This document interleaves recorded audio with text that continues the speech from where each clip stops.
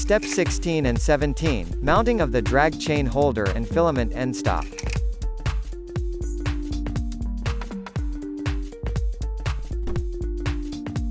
Mount the drag chain holder onto the right side of the extruder with the pre-assembled screws.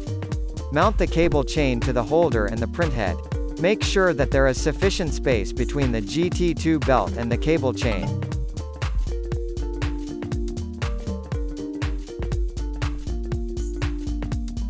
Mount the end stop onto the left side of the printer under the X-stepper motor.